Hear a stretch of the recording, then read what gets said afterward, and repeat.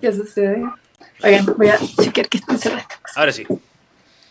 Ah, Mira, justo se paró la eh, Gaby cuando estamos en vivo en actualizando el medio. Volví. Una primera partida en falso. Pero ya estamos en un nuevo video actualizando el medio. Mi nombre es Ariel Flores. Y como siempre, no, bueno, no como siempre. Después de mucho tiempo, podemos tener en los micrófonos de Radio F5 a Tamara Molina y a Gabriela Piña. Tami, ¿cómo estás? bien, feliz de volver después de mucho tiempo. Se hizo muy largo y extrañaba estar en este programita con ustedes. Así que feliz en este nuevo episodio de volver a los inicios. Gabriela Piña, ¿cómo estás? Ahí está. Bien, por aquí contento también como la Tami de volver, nerviosa, aunque ya he hecho esto muchas veces antes, pero estoy nerviosa. Así que vamos con todo. Sí, ya volvieron de su intercambio estudiantil que habíamos comentado, que siempre les mandábamos saludos en nuestros programas. Ya se volvieron a integrar al equipo, a grabar, pero hubo un intercambio.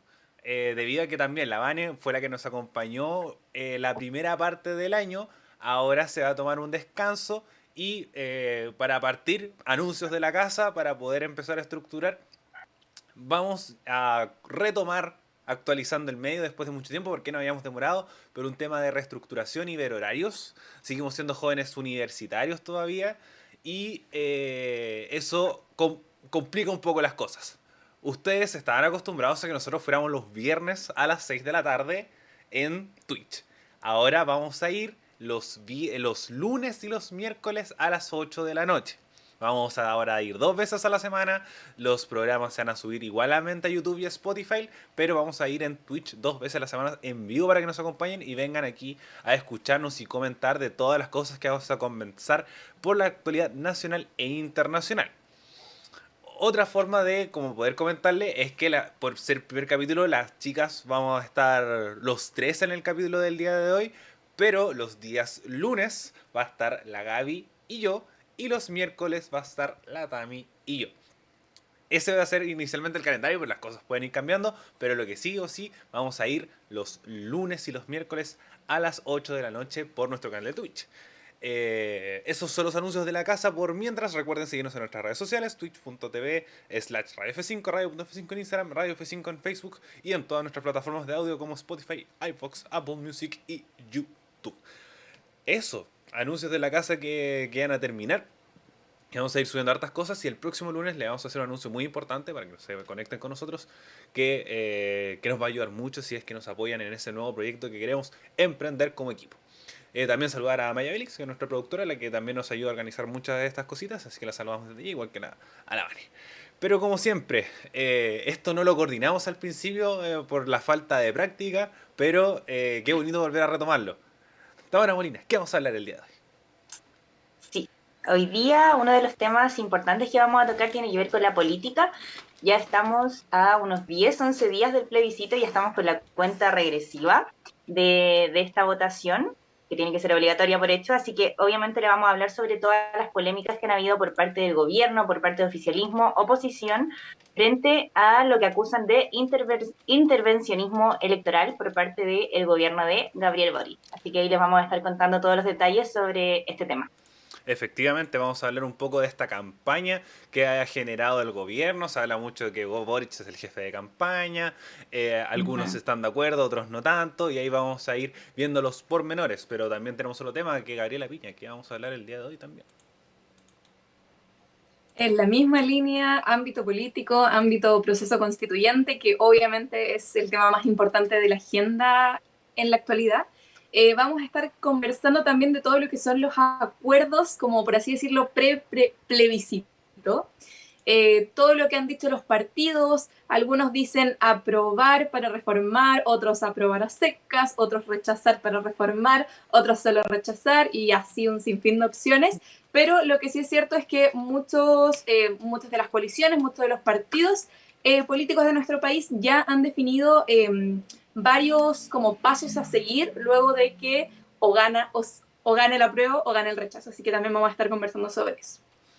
Efectivamente, los acuerdos un poco que partimos con el presidente Boric diciendo que no se tenían que realizar cambios a la Constitución, después que sí tenían que hacerse, pero después del 4 de septiembre, después diciendo que instaba a los partidos del oficialismo a ver qué se podía hacer con el apruebo, y lo mismo con la derecha principalmente, con Chile Vamos y ciertos sectores de la concertación que aún no llegan a acuerdo entre ellos, pero eso lo vamos a detallar más adelante, sobre qué plantean hacerle a la actual constitución o cuál va a ser el plan a seguir si es que gana el rechazo. Pero primero vamos a hablar sobre intervencionismo, donde tenemos que estas semanas, todo lo que ha ocurrido las semanas anteriores, que el gobierno ha realizado diferentes actividades para informar respecto al proceso constituyente, y se está hablando mucho de intervencionismo en muchas de las cosas, incluyendo, relacionando estos dos temas, las negociaciones que ha tenido el ministro Jackson para que se generara un acuerdo en los partidos del apruebo ante esta situación, que fue advertido por Contraloría. Pero también, ¿qué tienes para contarnos respecto a esta situación? Sí, este ha sido todo un tema que lleva desde mucho tiempo, porque desde que estaba la carrera presidencial ya en curso, cuando estábamos decidiendo por un presidente, ya se veía el desafío del rol que iba a tener que asumir este jefe de gobierno frente al proceso paralelo que se está viviendo de la nueva constitución. En este caso, yo creo que era obvio que cada presidente, en el caso de, bueno, y tenemos a Gabriel Boric de presidente, se sabía cuál era la postura. Lo mismo se sabía la postura si José Antonio Kast hubiera sido electo como presidente. Entonces siempre estuvo ahí como en vista cuál era la posición que iba a tomar el gobierno frente a este proceso. Lo que se ha podido ver desde el inicio es que, por lo menos, como decía, sabemos que hay una posición clara, pero concretamente, como decías tú, Ariel, el gobierno inició con la campaña Chile Vota Informado. Esto en contexto de que, bueno, por redes sociales en general, e incluso a través de mismos diputados, senadores, entre ellos el sobrino de José Antonio Kast, Felipe Kast, difundiendo muchas fake news a través de Twitter, ¿cierto? Entonces, este contexto de información pre-campaña, nace Chile Vota Informado, que se imprimieron ejemplares de la nueva propuesta de constitución y se empezaron a repartir por la población. De hecho, el otro día, hace poquito, creo que fue la semana pasada, que se instaló un kiosco de información afuera de La Moneda, con el fin de difundir lo más posible este texto. Y también, obviamente, por ejemplo, la ministra vocera del gobierno, Camila Vallejos, igual ha estado en un rol muy presente en diversas actividades. Y bueno, con toda esta campaña que desde el gobierno han dicho que es llena netamente de información, desde la oposición actual han dicho que hay un serio intervencionismo electoral por parte del gobierno, considerando que, por ejemplo, en conferencias de prensa, Gabriel Boric estaba dando una información sobre otro tema, y de repente estaba como con el ejemplar en la mano y aclaraba cierta pregunta que le hacía la gente, o también se dio el cuestionamiento de que él estaba firmando este librito. Entonces, claramente, estas cosas daban de cierta forma material para la oposición de decir, oye, mira, tenemos acá este jefe de campaña del apruebo. Esa es la mirada que se tiene desde la oposición. Desde el gobierno, como les decía, dicen que esto solamente ha sido informar, pero claramente aquí lo que ha llamado lo novedoso, la atención, es que la Contraloría se instaló en La Moneda para investigar en terreno todo este tema que está pasando con las denuncias de intervencionismo electoral del gobierno, considerando que para algunos eventos se pueden estar utilizando fondos públicos. Entonces, hasta ahora la Contraloría aún no toma decisión concreta frente a la investigación general del gobierno con el intervencionismo, pero sí, como decías tú, se pronunció con el ministro secretario general de gobierno, Giorgio Jackson, en donde estableció que él no se ajustó a la necesaria prescindencia frente al plebiscito tras los dichos por propuestas para reformar la nueva constitución. ¿Qué pasa? Que Giorgio Jackson es el que establece las conversaciones con el resto de los ministerios, le entrega las propuestas, como vamos a hablar a continuación. Por ejemplo, la semana pasada la senadora Jimena Rincón con Matías Walker de la Democracia Cristiana le entregaron su propuesta directamente al ministro Jackson, porque es competencia de su ministerio hacer esta labor, ¿cierto? Recibir estas propuestas.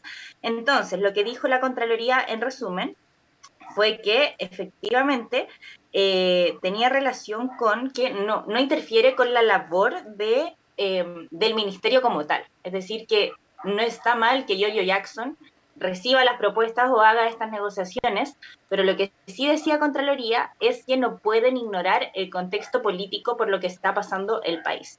Es decir, lo que decíamos al inicio, se sabe, porque es evidente por el sector político del que provienen, que el gobierno obviamente estaría por el apruebo, pero que Giorgio Jackson al final es labor de su ministerio recibir todas estas propuestas y hacer las negociaciones. Esto incluso había salido de una denuncia que habían hecho los diputados de la democracia cristiana, Eric Aedo y Joana Pérez, habían hecho esta denuncia.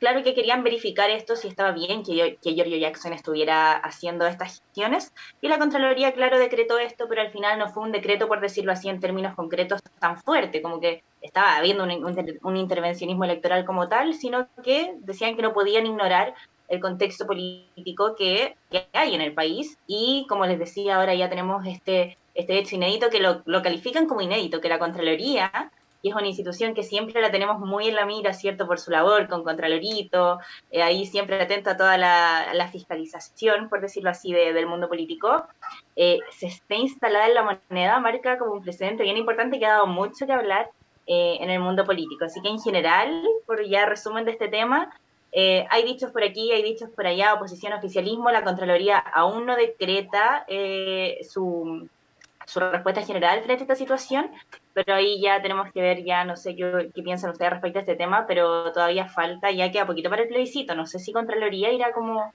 a salir con alguna definición antes, la verdad no sé mucho. Efectivamente, Contraloría espera entregar su resolución antes del plebiscito. Ese es el objetivo y eso se lo plantearon el día de ayer, que buscan entregar esta información antes del plebiscito. Sin embargo, es algo que puede ocurrir como puede que no, pero siempre lo ideal es que esta información se entregue antes del plebiscito por el hecho que va a marcar un precedente respecto a la decisión de la votación. No va a ser algo menor respecto a marcar intervencionismo o esta situación que puede generar un cierto problema. Ahora, Gaby, ¿qué tienes para complementar y al mismo tiempo ya empezar a ver tu visión respecto a esta situación? ¿Crees que hay intervencionismo? ¿Crees que la derecha tiene razón? O lo que siempre hemos coincidido en este programa, que la derecha no tiene mucha razón muchas veces. Iba en esa línea. Bueno, primero creo que la Tami resumió muy bien como toda la información. Solo quería agregar como un dato curioso que no solo en el mundo de la política es que se está hablando de este tema del intervencionismo, sino que también obviamente en las redes sociales. Siento que es como la palabra de estos meses, de hecho, como que todos con el intervencionismo. Y en ese contexto fue que Fundación Interpreta realizó un análisis de la conversación en torno al tema del intervencionismo en Twitter. Esto lo lideró la plataforma Contexto, ahí por si lo quieren buscar, esto también lo publicó El Mostrador. Y este informe dice que desde que se informó sobre la investigación el pasado 27 de julio, las menciones al concepto intervencionismo aumentaron sustancialmente. O sea, entre el 28 de junio y 28 de julio, que fue como cuando empezó el debate, se realizaron 14.777 menciones originales por parte de 4.794 autores únicos. Y eso obviamente en relación a conceptos como Gabriel Boric y obviamente relacionado al gobierno. Así que hay un dato curioso. Y nada, respecto como más a mi opinión, mi visión, siento que es como bien difícil determinar este tipo de cosas, sobre todo porque uno también se pone como en el contexto de qué hubiera pasado si hubiéramos tenido un gobierno de derecha. Como que ya, qué tan distinto hubiese sido por parte de ellos. Yo en lo personal sí considero que hay ciertas cosas que más que un intervencionismo como tal, creo que podrían haber sido como evitables quizás, como mejor no hacerlo, o si no, como que se dan esto, por ejemplo, el tema de la firma de las constituciones, que ya está bien, de hecho, ahora hace poquito Boris se refirió a que si le ponen una constitución del 80 a la firma también y todo, pero de repente son cosas que como que comunicacionalmente no se ven tan bien. Entonces, no siento que sea un intervencionismo como tal. Sí ha habido por parte de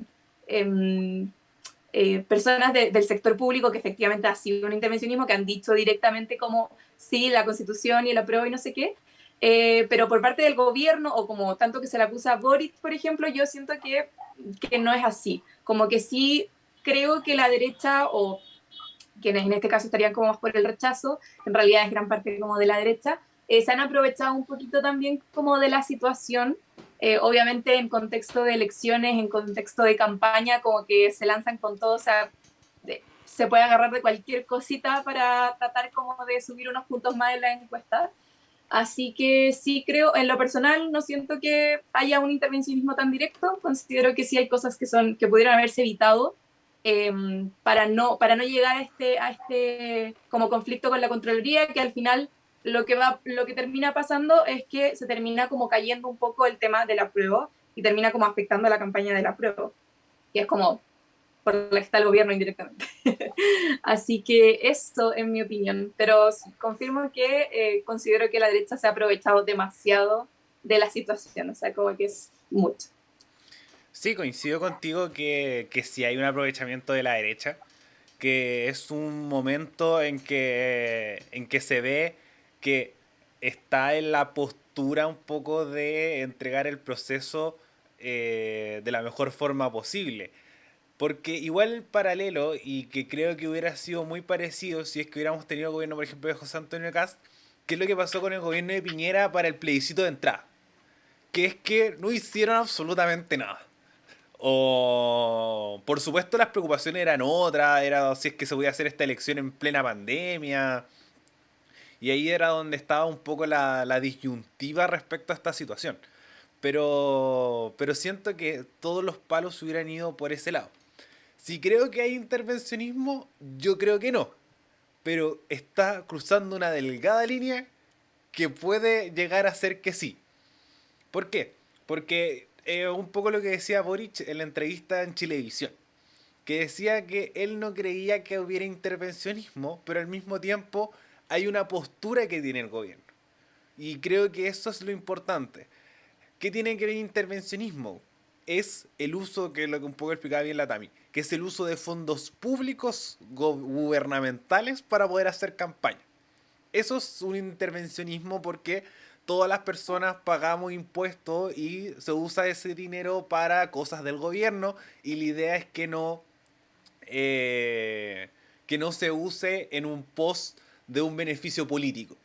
Entonces, ahí es donde está un poco la delgada línea, porque el gobierno no está llamando a votar a prueba.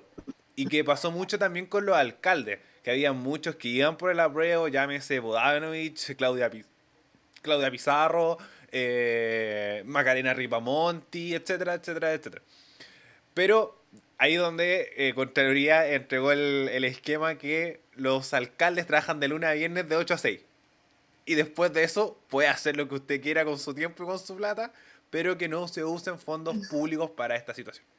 Y yo encuentro que ese es como el punto, que sí, el gobierno puede tener postura, y creo que todos sabemos del qué lado es Boric. ¿Gobierna para todos los chilenos? Sí, pero sabemos del lado del que está. Y lo mismo decíamos con Piñera, que sabíamos que gobernaba para la derecha, para gobernaba con un sector de derecha, con unas creencias de derecha, porque Chile lo quiso así. Y lo mismo el caso de Boric. Él está ahí no porque él quiso, sino porque Chile lo escogió democráticamente. Entonces, obviamente tiene una postura, sabíamos que iba a poner a prueba, firmó el acuerdo por la paz. Sin esa firma no lo tenemos ahí sentado. Y eso hace un poco que se vea con un poco el proceso, pero yo siento que la campaña que está haciendo el gobierno de voto informado es muy buena. Es muy muy buena porque es un proceso importante que se le tiene que dar la importancia correspondiente, que es que la gente vote informada, que se use gasto en constituciones, en información, que se hizo este acuerdo con el metro para que saliera la constitución en las pantallas. Creo que eso ayuda bastante, y ahí yo creo que es una estrellita para el gobierno, pero de la misma forma siento que se está jugando mucho el gobierno en esta elección. Lo único que me tiene un poco asustado, que obviamente puede entrar en una cierta disyuntiva si es que gana el rechazo, un escenario posible, pero creo que se sigue manteniendo una presidencia sin caer en el intervencionismo, pero está en una línea muy delgada en mi opinión. Tami, ¿qué opinas un poco de toda esta situación que estamos viendo con el gobierno? Como decían ustedes, está complicado. Es que la línea es muy delgada, porque eso, creo que si estuviéramos con otro gobierno, quizás estaríamos como conversando lo mismo, pero el otro lado. Eh, Porque eso, uno sabe, y pasa lo mismo con las acusaciones constitucionales que hubieron en el gobierno de Piñera. Que como que fue mucho, decían que era como un aprovechamiento político, que algunas acusaciones constitucionales no estaban bien fundadas, solo que era como para hacer un daño. Pasa lo mismo aquí, como que creo que es parte como del juego político, de que a lo mejor sí, el gobierno va a estar informando, va a estar entregando el librito, va a estar ahí todo como con el fin de informar, pero a la vez, obviamente, si se sabe que el gobierno tiene una mirada por el apruebo y está el presidente con un libro o firma un libro, pasan estas cosas, obviamente van a decir, oye, a ver, aquí puede haber un intervencionismo electoral, ¿con qué se está financiando? No sé, el viaje que va a hacer Camila Vallejos a entregar estos libros a la región, no sé. Entonces, son como cosas que dan, como les decía al inicio, son cosas comunicacionales que dan material para que estas cosas sucedan. Y ya han habido muchos errores comunicacionales en el gobierno que han hecho que la aprobación de Gabriel Boric esté tan baja, que incluso ha ido mejorando durante este último tiempo. Entonces, creo que tiene que ver con un tema de experiencia. Por parte personal, yo creo que informar siempre está bien, entregar el libro impreso, creo que es muy bueno poner estos stands, estos kioscos, pero dado que el gobierno partió con mucha expectativa el triunfo de Gabriel Boric, tenemos un proceso constituyente, entonces, si yo hubiera sido gobierno, en el sentido de temas como comunicacionales, asesorías, hubiera preocupado todo por informar, pero siempre bajo perfil. O sea, es decir, vamos a hacer un stand de entregar libros, están los stands. No voy a, no sé, ir a dar una conferencia, como hacer una gira, por ejemplo, como cosas así, claramente dan material, entonces yo lo he dejado netamente como en el tema información concreta, porque la situación política del país está como muy sensible, en el sentido de que cualquier cosa va a llevar al país a la incertidumbre, que si ganan la prueba va a pasar esto, que la ISAPRE, imagínense ahora, con el tema de que han anunciado que están en quiebra, como que todas estas cosas también influyen en los resultados últimos de las encuestas que tenemos, ¿cierto? De que el rechazo está por 9 puntos sobre el apruebo, que era como la última encuesta que se podía publicar antes del plebiscito, porque ya hay un momento en que estas encuestas por temas legales de campaña no pueden seguir publicándose y con esa última impresión se queda la gente. Y ahora también viene como este tema importante más allá de la decisión de la Contraloría, que como decían ustedes, también va a marcar algo por ahí entre la gente indecisa, yo creo. Más que nada ese 17% que, si no me equivoco, decía la encuesta Academ de los indecisos, va a marcar como igual una gran diferencia es para qué lado se van a ir, porque ahora el voto es obligatorio. Entonces, sí o sí vamos a contar con ese porcentaje de indecisos que sí o sí va a ir a votar. No se va a quedar ahí en su casa como absteniéndose del proceso y dejando que pase lo que tenga que pasar.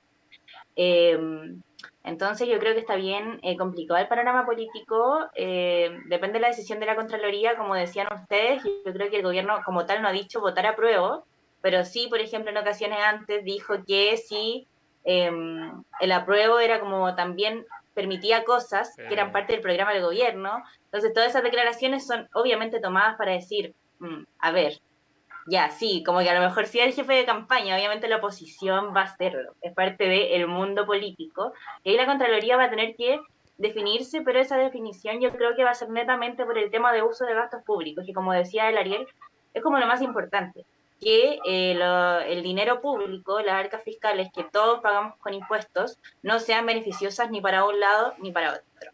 Entonces yo creo que ahí está la decisión y esperar que dice Contraloría también, ya queda tan poquito que finalmente por el tema de la prueba y el rechazo, toda la campaña, bueno, lo vemos en la franja de televisión y por ahora el tema del terreno, decían muchos diputados que están como haciendo campaña activamente oficialistas, que la calle como que esta semana va a ser como clave para definir el voto de la gente, porque la percepción va a estar mucho, la encuesta ya pasó, por decirlo así, pero ya en la calle como que la campaña en terreno decían que iba a ser muy clave para los indecisos que todavía ya están definiendo su posición.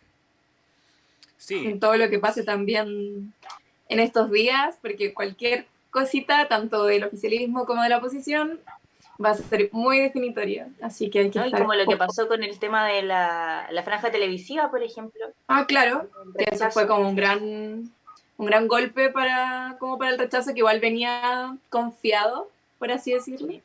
Y me pareció llamativo o importante que lo que mencionaba la Tami, como que igual se destaca harto cuando se acusa de intervencionismo y todo, que de repente es a lo que me refería como con esto de que hay ciertas acciones que son como de repente más evitables, y es cuando como que el personaje importante hace algo que podría ser de intervencionismo. Por ejemplo, el kiosco fuera de la moneda, bacán, ¿cachai? Porque no están ahí ellos.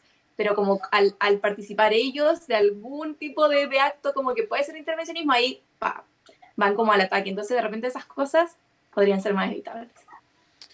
Sí, pero igual al mismo tiempo, para tirarle un punto al gobierno, como coincido, el gobierno ha caído en muchos errores y en muchas eh, fallas comunicacionales, sobre todo el Ministerio del Interior, que hemos conversado harto de la ministra Siches, pero ahí donde el gobierno tuvo un súper acierto, que es que esta campaña está a cargo de la vocería de gobierno con doña Camila Vallejos, que sabe manejarse en el tema.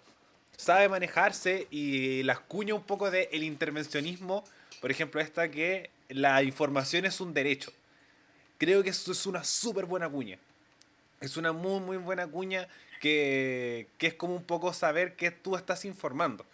Y si, por ejemplo, hubiera estado otro, hubiera estado Jackson, hubiera estado Siches, hubiera estado hasta el Mario Marcel, como ahí entregando constituciones y todo, la cosa, otro gallo cantaría. No, otras cosas hubieran pasado, pero creo que el manejo que tiene Camila Vallejo es sorprendente y que ha llevado un poco a que no se genere más seco del que ya se tiene.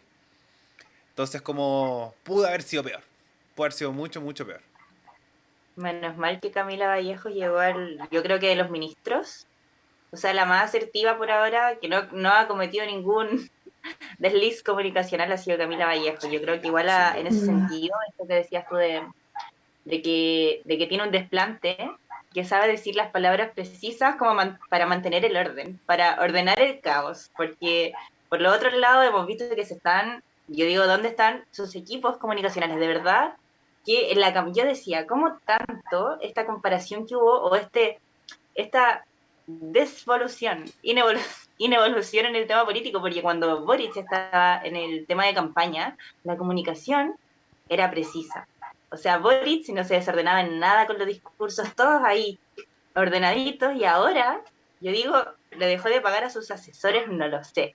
Pero siento que están todos muy desordenados y generalmente eso pensaba hoy día, como respecto como rol del gobierno, ya que nos mezclamos como con otras cosas, que si uno ve concretamente, ¿ha hecho algo el gobierno de política pública concreta para desaprobarlo? Me refiero a un hecho concreto de política pública.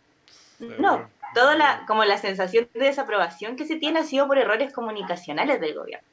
Netamente por errores comunicacionales, y ahí vemos nuevamente como la importancia de los periodistas. Que hay que ahí como que estar muy atento con los mensajes que se entregan, Contraten. porque obviamente, si son como muy livianos y todo, obviamente la gente va a tener incertidumbre, si es normal. Sí. No significa que haya hecho como alguna mala política pública o algo, entonces es como complicado el tema en estos tiempos. Es que eso, como la línea es súper delgada y yo siento que también la cosa se da de las manos a diferencia de campaña. Porque, por ejemplo, Boric no ha Mm. sido un mal comunicador. Su problema han sido sus ministros. Boric no recuerdo una mala cuña de él. Al contrario, como que él llega a apagar los incendios. Y creo que le ha pasado mucho y que le ha terminado estorbando un poco a él. Como mismo, ¿qué dijo la ministra Siche? Ya iba Boris a decir, ya estamos trabajando en esto, mala nuestra, etcétera, etcétera. ¿Qué dijo el ministro Grau? Ya parió con el ministro Grau que dijo no sé qué, no sé cuánto. La ministra Jara, ya iba. Entonces, como que ha salido mucha cuña desafortunada y sobre todo, que es lo que también se le nota que sabíamos que podía pasar, que es como la inexperiencia. Porque son los jóvenes, los ministros jóvenes, los ministros nuevos un poco los que estaban dando cierto la cacha. Y además, los ministros con mayor evaluación son Mario Marcel y Carlos Montes, los dos ministros con más edad dentro del gabinete. Así que ahí donde se está marcando esta línea. Pero ahí donde también va la figura un poco del presidente, que es que un poco lo que conversábamos antes, como este jefe de campaña del apruebo, sin ser como transparentemente jefe de campaña del apruebo, porque por ejemplo, uno de los puntos que para mí beneficia mucho del apruebo es esta señal que entrega el presidente, o estas señales que ha entregado el presidente, que es como la certidumbre ante este proceso. Que es decir, si es que gana el rechazo, hay un nuevo proceso constituyente. Insto a los partidos, instar creo que es una palabra súper clave, a que se firme un acuerdo para que cosas puedan cambiar en el caso de la prueba, porque se vio el escenario político, que decir que el texto como está era muy difícil que se aprobara. Pero con estos acuerdos podemos entregar otra situación, y con eso damos el pie para el siguiente tema que tenemos en el programa del día de hoy. Así que Gaby, ¿qué tienes para contarnos respecto a los acuerdos que se firmaron por parte del apruebo y también del rechazo, en el caso que gane una de las dos posturas? Así es, bueno, ya adelantábamos, perdón, al principio, ya mencionabas, Ariel, algunas cositas, porque sí, efectivamente, ya se lleva mucho tiempo hablando sobre un poco qué va a pasar dependiendo de qué opción salga.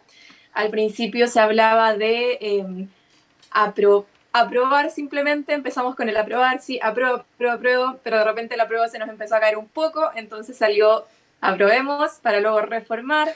También se hizo ahí una discusión de si tenía que salir antes, después del plebiscito, qué iba a generar como más confianza en la ciudadanía para que votaran por el apruebo, toda esa discusión. Y por otro lado también tenemos el rechazo, que en primer momento los partidos de la oposición, rechazo, y obviamente como hacer una votación del rechazo como tan a secas, obviamente igual como que genera incomodidad, considerando que un gran porcentaje de la ciudadanía que votó a favor de cambiar la Constitución de 1980. Entonces, ahí se estuvieron dando vueltas por aquí, dando vueltas por allá, y ahora como que las dos grandes opciones es o aprobar para reformar o rechazar para también como iniciar un nuevo proceso, porque eso es como lo último de información que ahora tenemos. Y bueno, un poquito como mirando hacia atrás, como línea de tiempo, por así decirlo, respecto a los acuerdos, tenemos que en junio el Partido por la Democracia, el PPD, fue uno de los primeros partidos que presentó un documento con sugerencias justamente para cambiar la eventual nueva constitución, ¿okay? O sea, el que tenemos ahora, si votamos a prueba, entonces que gane la prueba, dice el Partido por la Democracia, pero hagamos ciertas reformas. Entonces tira un par de sugerencias. Después, en julio, Chile Vamos lanzó 10 puntos que comprometían para un tercer texto constitucional en caso de imponerse el rechazo. Entonces, por parte de Chile Vamos, a partidos de la derecha, de la oposición, ok, votemos rechazo, pero, ojo, no para volver a la Constitución antigua, sino que para iniciar un nuevo proceso con estos 10 puntos que vamos a conversar más adelante. Y luego tenemos que, tiempo después, la Democracia Cristiana, la DC, también hace llegar una propuesta que también, al igual que el resto de documentos presentados por las otras colectividades, son principalmente temas como más potentes, temas que han estado más en la discusión o en el debate político, debate público, como el sistema político, el poder legislativo, plurinacionalidad, los sistemas de justicia, principalmente, que son como los que están más en discusión. Y luego tenemos que, bueno, esos son los principales. Obviamente también tenemos toda la participación como del gobierno como tal, que ya lo mencionaba Ariel, que fue cuando Boric ya insta a los partidos del oficialismo a también hacer algún tipo de propuesta en caso de que ganara la prueba, como para darle un poquito más de, ¿cómo decirlo?, como opciones, por poner una palabra, como a la ciudadanía en caso de que ganara la prueba, porque sí hay muchas cosas que de repente incomodan a ciertos grupos que no les gustan tanto. Entonces, como para no imponer como tal la constitución que se escribió en la Convención Constituyente, también desde el oficialismo se proponen algunos puntos que podrían reformarse de este nuevo texto constitucional en caso de que gane el apruebo. ahí está un poco todo lo claro respecto a lo que puede suceder más adelante. Siempre recordar, y que lo hemos instado harto en este programa, antes con la Vane, ahora lo vamos a hacer con las chicas, que este proceso, a diferencia de otras elecciones, esto no termina aquí. El 4 de septiembre no es que gane el apruebo o que gane el rechazo y nos vamos todos para la casa y somos felices. No, aquí va a ser un proceso sumamente largo. En el caso de que, por ejemplo, gane el apruebo, van a ser por lo menos 4 años, que es un poco el plazo que está establecido en la nueva constitución con las disposiciones transitorias. Y en el caso de que gane el rechazo, el proceso les hará mucho más. Porque ahí donde creo que está la clave y está un poco la duda que se genera ante este caso, y creo que para mí ha sido la jugada más clara que ha tenido la prueba en todo este ajedrez político que se está teniendo respecto al plebiscito del 4 de septiembre, que son estas certezas, que es un poco esta situación de que pasaba mucho a partir de las encuestas, discusiones políticas y situaciones ciudadanas, que era como el texto tal como está genera cierto ruido. Uno puede estar más de acuerdo o menos de acuerdo con el texto y qué bacán. Si el texto es perfecto, no creo que funcione, porque así es la democracia. Algunas cosas se cambian, otras no, y también donde salen un poco de la gente del rechazo de decir, no es la constitución del 80, sino es la constitución del Lago. Efectivamente, porque las constituciones van cambiando. Y lo mismo va a pasar con esta. Que si se llega a aprobar, varias van a ser los movimientos que se van a realizar, y un poco están las bases de cuáles son los cambios, que es, por ejemplo, el tema del sistema político, entregarle más atribuciones a la Cámara de las Regiones, la plurinacionalidad, dejarla un poco más clara respecto sobre todo al tema de como el caso de moverlo y funcionarlo dentro de todo. eh, Como el cargo que se genera respecto a la plurinacionalidad y todo eso, que se deja un poco las certezas. En el caso de que, por ejemplo, gane el rechazo, aún no está esta certeza. Por una parte están los que ya, por ejemplo, el Partido Republicano dice, no, nosotros no queremos otro proceso, queremos tal cual como está y seguimos para adelante. Está la exconcertación, que es como, hagamos una nueva, hagamos un proceso nuevo. Ahí están un poco los de Chile Vamos, que están entre idas y venidas, como idas y venidas respecto a como si es que hacemos una nueva convención o reformamos la que tenemos y hacemos muchas reformas. Están los que dicen ya hagamos un proceso nuevo, pero no igual al que teníamos. Después se lo cantó a decir que era una estupidez el tema de la paridad. Y entonces no hay nada claro. No hay nada claro, y además se contrapone la visión del gobierno, porque se requiere una postura del gobierno para que se dé toda esta situación. Se bajó el quórum a 4/7 para hacer reformas constitucionales. Entonces se van a generar muchas más posiciones respecto a todo lo que se va generando en vista al acuerdo, al 4 de septiembre y todo lo que sigue de aquí en adelante. Así que, por mi parte, un punto súper claro a la apruebo, que es que entre acuerdo y apruebo se me está enredando todo. Puntos para el apruebo, producto de todas las certezas que se están entregando, ojalá se cumplan, por supuesto, y hay un poco donde antes no estaba esta organización. Por ejemplo, en las franjas veíamos que estaban como toda esta cantidad de apruebos con esta cantidad de discursos distintos, que se genera un poco este lado. ¿A dónde está el problema también? Que es un poco este acuerdo de partidos, que es donde se generó el ruido, que es como este concepto de la cocina. Un poco para entender todo este movimiento, las reformas de una constitución se hacen en el Congreso. Y el Congreso está compuesto por partidos políticos.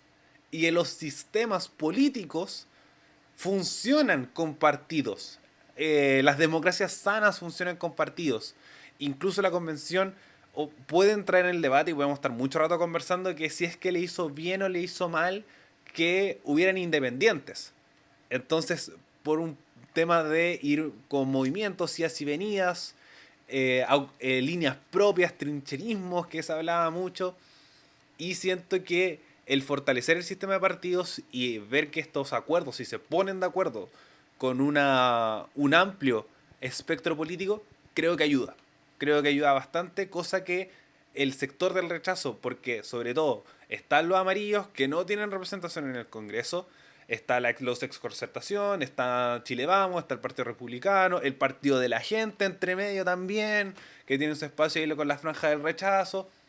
Entonces ahí se va viendo. Está, bueno, está París y los Bad Boys, que también están ahí con la franja del rechazo y haciendo campaña por el rechazo. Entonces no hay un orden. Y aquí es donde se vio un poco algo que se veía en el apruebo al principio, se invierte los roles. Y lo que me dejó mucho más tranquilo. Tami, opiniones respecto a este tema, respecto a los acuerdos, idas y venidas, y de lo que se viene ahora en adelante, el 5 de septiembre. Sí, creo que era sumamente necesario generar acuerdos. Creo que en el caso del lado del oficialismo, creo que el acuerdo se hace, por decirlo así, un poco más formal, ya que finalmente el gobierno en sí va a tener que enfrentar junto a la coalición que tiene en el Congreso, gane el apruebo o el rechazo, el programa de gobierno original, en base a lo que suceda. Entonces ahí está como el rol muy importante de generar ciertos acuerdos y también bajarle un poco la intensidad a los resquemores que habían frente a algunos temas muy polémicos eh, que hay en esta nueva propuesta de nueva constitución. Dentro de ellos lo que el gobierno propone, que bueno, firmaron todos los partidos de la coalición de Apruebo Dignidad, entre ellos el Partido Comunista, que dio también noticia con el presidente Guillermo Tellier de este partido, que había dicho que esta constitución, o sea, está como perfecta, así como no hay que cambiarle nada, pero después firma una reforma, entonces ahí vienen los cuestionamientos de, a ver, estás firmando el acuerdo, pero me va a garantizar tu voto de tu partido en el Congreso, y eso finalmente es la incertidumbre. Al finalmente estamos como en dos procesos, con el apruebo y el rechazo, en que dependemos del compromiso de todas las partes. Hasta ahora el que vemos que tiene menos compromiso o no tiene ningún compromiso como tal es el Partido Republicano. Pero aún así ese compromiso, o sea, el Partido Republicano tiene, estaba mirando aquí en el Congreso, Partido Republicano tiene unos 3, 4, 7 diputados. Entonces aún así esos votos cuentan. En caso de que gane, por ejemplo, el rechazo, y se quiera hacer alguna reforma, por ejemplo, de lo que propone sector de Chile Vamos, que Chile Vamos, por ejemplo, se ha comprometido públicamente que es Evópoli, Renovación Nacional y UDI, se ha comprometido por mantener uno de los temas que, a mi juicio, y creo que igual a juicio de la sociedad como tal, que es el Estado Social Democrático, o sea, social de derecho, perdón, se ha comprometido en este acuerdo Chile Vamos con decir que, bueno, si gana el rechazo, te garantizamos que vamos a reformar la constitución actual y vamos a garantizar que el país quede con un Estado social de derecho. Pero aún así, como decía, se requiere de acuerdos. Por parte de Chile Vamos hay una intención de cambio, todos tienen yo creo que intención de cambio porque se sabe que finalmente la constitución vigente, que se ha dicho mucho desde el mundo de los cientistas políticos, analistas políticos, del sector que sean, que la constitución vigente ya está obsoleta. Estamos en un proceso de que necesitamos hacer un cambio. La sociedad está diferente, es una constitución además que si bien se hicieron reformas con Ricardo Lagos, que hicieron reformas totalmente necesarias. Imagínate, cuando Ricardo Lagos estaba en el gobierno todavía las Fuerzas Armadas eran garantes y todavía los senadores vitalicios estaban en el Congreso. Entonces, obvio que en ese momento Ricardo Lagos fue como, por decirlo así, el valiente que tomó la decisión de reformar esa constitución que todos los presidentes anteriores no lo iban a hacer porque tenían a Pinochet encima vivo ahí todavía en el Senado. Entonces, es necesaria una reforma. En este caso, la Constitución, como decía, han habido muchos resquemores y el acuerdo de gobierno también viene a subsanarlo y creo que debería haber sido mucho antes, porque incluso la derecha llegó antes con estas propuestas. Esto de garantizarle a la gente, oye, yo te propongo el Estado Social de Derecho, eh, obviamente la gente que ya tenía sus dudas con la propuesta de nueva Constitución va a decir, bueno, sí, igual como que tengo mucha incertidumbre, mucha inseguridad, mejor si estos partidos se están comprometiendo, me interesa que avancemos en esta línea, que, que se garanticen ciertas cosas sociales, ya. Aquí me voy a arreglar con un texto totalmente nuevo si aquí en el Congreso estos señores se me están comprometiendo. Entonces, claramente el gobierno creo que está muy bien el acuerdo que hizo, oficialista, pero que llegó un poco tarde.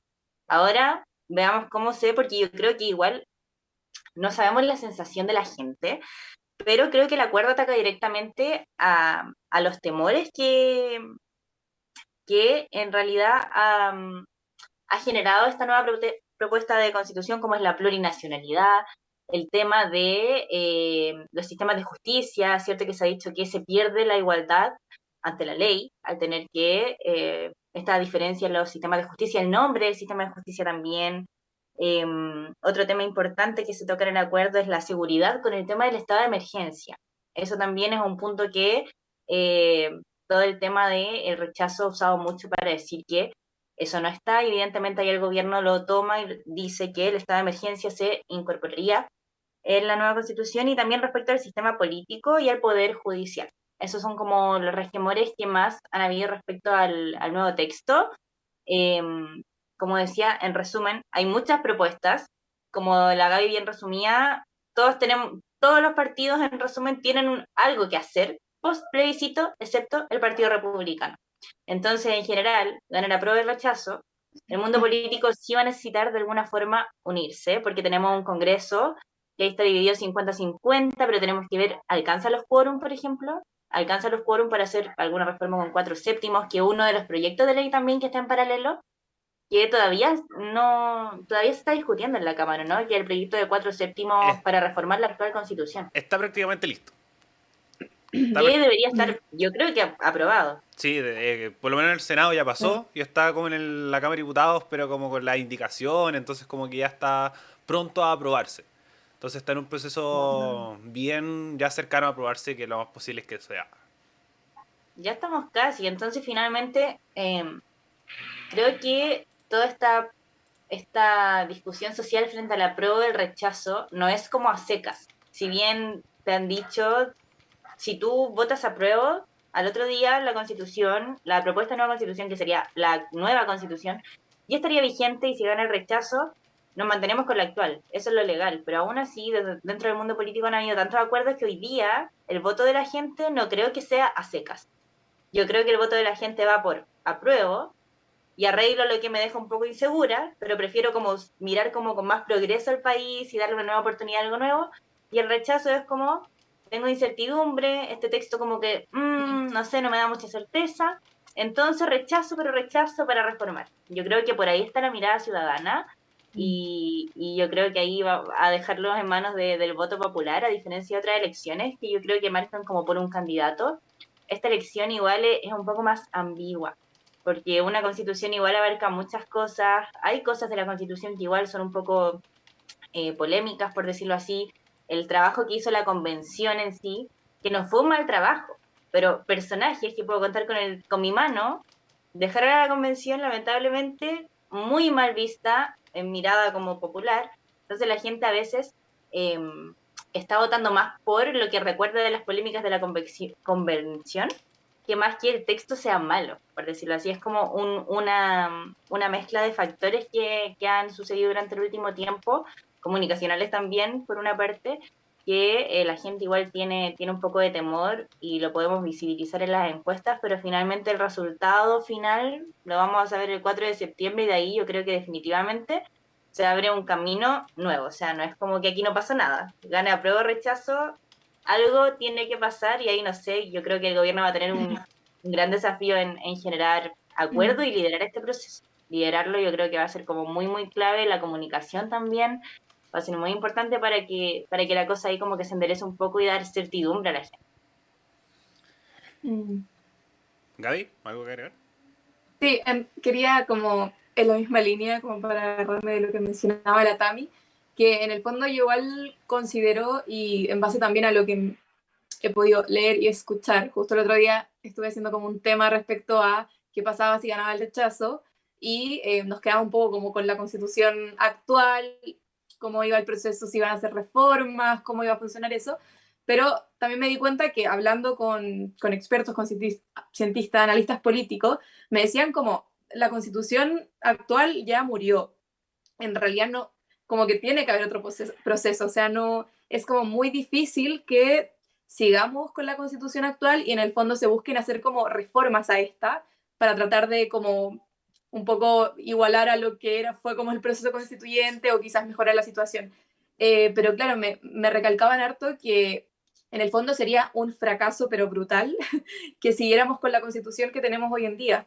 Entonces es importante igual que, por ejemplo, desde casi toda la esfera política, eso es lo que se busca de todas formas.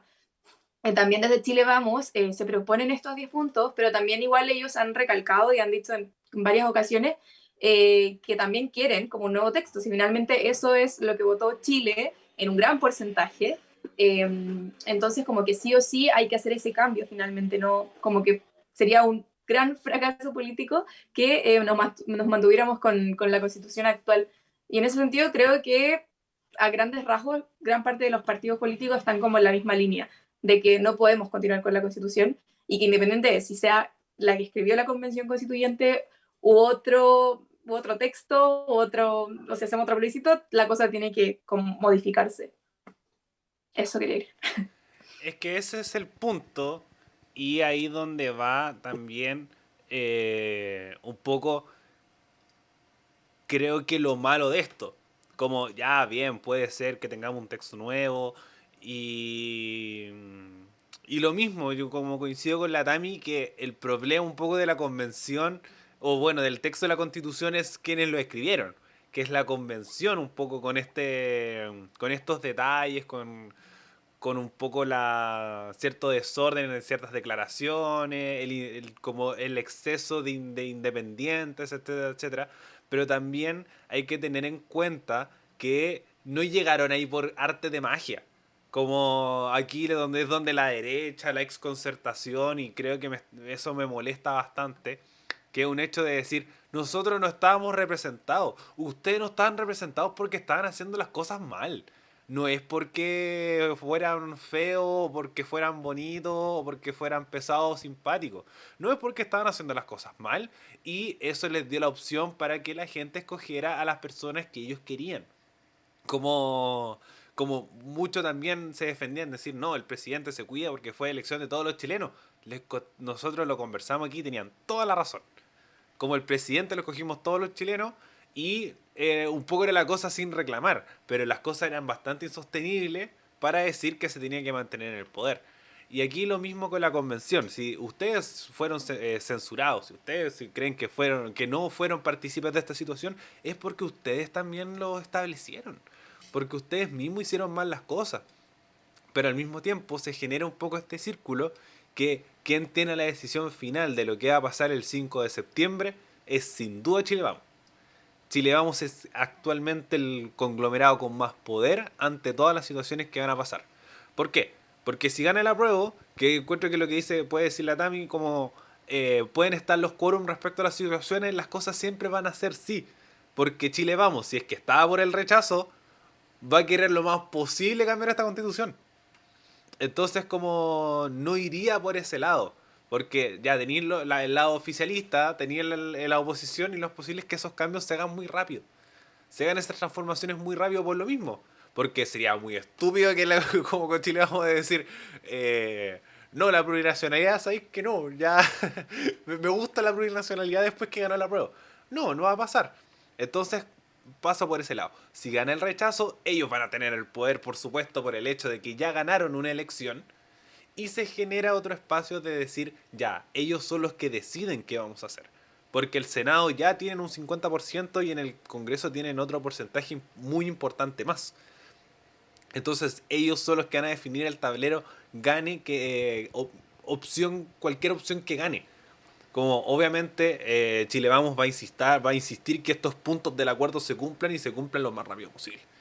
Entonces, eso es lo que genera un poco de incertidumbre en lo que yo encuentro que corrijo, más que incertidumbre entrega ciertas certezas respecto a lo que puede pasar si es que gane la prueba, sobre todo que siento que es el espacio, esta fue la opinión mía, es el espacio donde más certezas se pueden entregar respecto a un caso, porque puede suceder lo mismo. Hagamos un nuevo proceso constituyente, sale mal, vamos por el rechazo, por otro proceso constituyente y así podemos irnos con un bucle eterno hasta que llegamos a esta constitución que nos une. Entonces, con un poco con el espectro político que tenemos, yo encuentro que eso no es buena idea. Y bueno, además, recordar que la elección no hay 3 opciones, hay 2. Apruebo o rechazo. Aprobamos el texto constitucional que tenemos, rechazo, mantenemos el de la Constitución del 80. Esa es la única certeza que hay. Si es que gana el apruebo, se pasa el nuevo texto constitucional propuesto, redactado por la Convención Constituyente, y si se rechaza, se mantiene la Constitución del 80 hasta que alguien quiera hacer algo. Pero puede pasar como puede que no. Y con la derecha, con su historial, no lo sabemos. Así que eso. Chicas, ¿algo más que agregar antes de ir cerrando el programa del día de hoy? No, o sea, yo creo que ya tocamos ahí como bien amplio todo lo que está sucediendo, pero reflexión así como del proceso, que finalmente todo lo que tuvo que pasar para llegar a este punto, o sea, pasamos por un estallido social, pasamos por que Piñera iniciara este proceso que hoy día Piñera desapareció de la vida, que fue el principal precursor de la unión de todos los partidos políticos. Tuvo que pasar que en la convención la izquierda se viera representada por independientes, por listas nuevas que nacieron de la iniciativa popular, y que la derecha quedara con muy poquito. Entonces, como decía Ariel, como que finalmente esto lo eligió la gente porque había una desconfianza muy brutal en la política.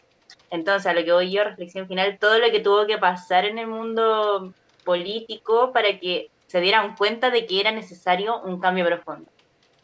Salió una nueva constitución, o sea, una propuesta, pero aún así, incluso como decía la Gaby, todos los sectores están cediendo. Hay que ceder ya no podemos seguir con lo mismo. Entonces, a lo que voy, tuvimos que pasar por mucho para llegar a este momento. Y bueno, ya definiremos qué pasa después del 4 de septiembre, que finalmente la ciudadanía va a tener que escoger, y de ahí ya dependemos netamente de, en general, sea apruebo o rechazo, del mundo político, de los que nos están gobernando y los que están en la Cámara de Diputados y Senadores. Eso. Gaby. Bueno, creo que ya lo hemos mencionado todo. Solo reflexión final es que va a estar bueno ese conteo de votos el 4 de septiembre. Sí, siento que es muy como que nadie sabe mucho qué va a pasar, aparte que tenemos como este nuevo, como nueva cosa que se integra, que es el tema del voto obligatorio. ¿Qué va a pasar? Si realmente va a ir a votar todo el mundo, o igual va a haber una gran cantidad de gente que no está interesada en ir a votar y que corre el riesgo de tener la multa. Pero sí, es un escenario bastante complicado. Las encuestas nos dicen que está el rechazo por arriba, pero pueden pasar muchas cosas en que quedan 2 semanas, un poco menos, no sé cuánto quedan. Quedan 11 días. En 11 días pueden pasar demasiadas cosas, entonces es un escenario complejo. Lo que yo creo que va a pasar es que, independiente de que se haga el rechazo de la prueba, creo que va a haber un cambio. O sea, no creo que sigamos con la constitución que tenemos actualmente, un poco por toda la discusión política, por todos los acuerdos, por todas las promesas de los partidos, que esta vez elijo creer en los partidos políticos de nuestro país.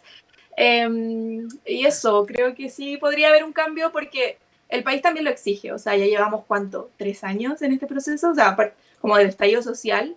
Entonces, sería muy vergu, como digo yo, que después de 3 años como estando en este proceso no haya como ningún cambio, por así decirlo. Así que confío en que va a suceder eso.